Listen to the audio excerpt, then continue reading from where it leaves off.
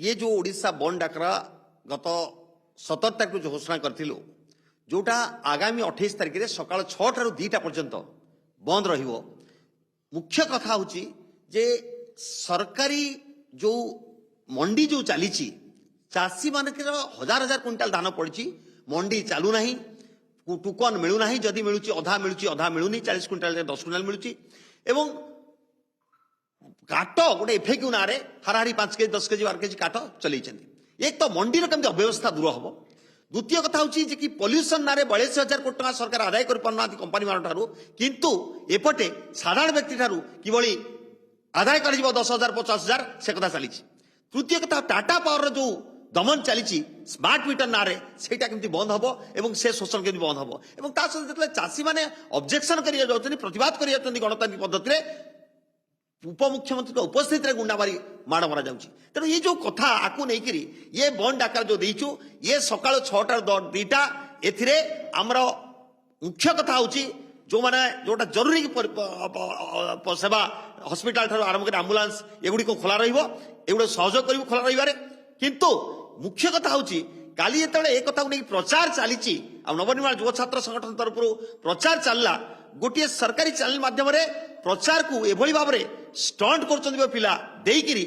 माने दमन करने सरकार तरफ षड्यंत्र आरंभ होगा एवं आज सका से पिला गाड़ी उठे नवा फाइन पकेबा घर जा गाड़ी उठे नवा एभली कौटी आईनी जे घर जाकरी पॉल्यूशन डिपार्टमेंट पुलिस जाई घर गाड़ी उठे नब कि एक कथाटा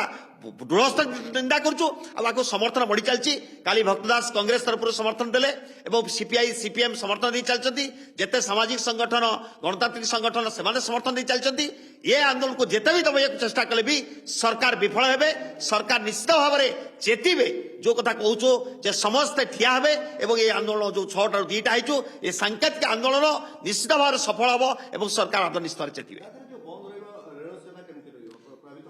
आमे प्रथमे राज्य रे जो बंद डाकरा देइचु रेल सेवा को आमे वर्तमान टार्गेट करिनु। वर्तमान आमे बस सेवा आरंभ कर सबुड़ी को टार्गेट करिचु एवं केवल हॉस्पिटल को छाड़ी एम्बुलेंस को छाड़ी जरूरी सेवा को छाड़ी अन्य उनका टार्गेट करिचु एवं निश्चित भाव लोक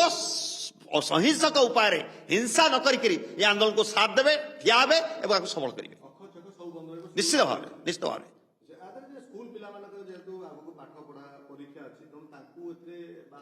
आज्ञा देखो आम बहुत आगुरी एक कथा घोषणा करूँ आम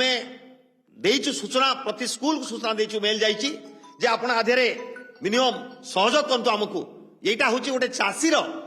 निज पेट जदि चाषीर निज पेट न पूरब ताले चाषी देशर पेट को केमी पूरा कर। तेणु आप समस्ते संवेदनशील हूँ जदि गोटे दिन परीक्षा घुंचे दिज्व किसी फरक पड़ोनी किंतु आम कौन जगह बाध्य करूँ जाकि हिंसा कर बंद करवा आम उद्देश्य में बुझेबू चेतावनी दबू बुझेबू कन्विन्स करूँ ए बंद कर सहयोग कर।